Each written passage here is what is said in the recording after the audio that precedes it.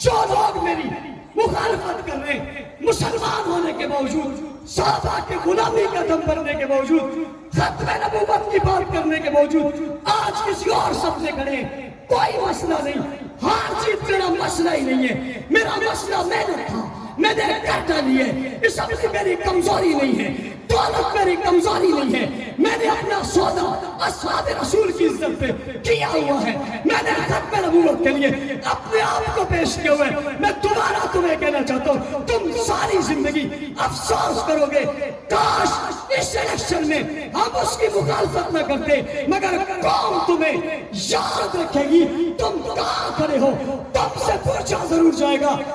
جذبوں کی صداقت، ولیوں کی محبت، پاکیزہ فطرت،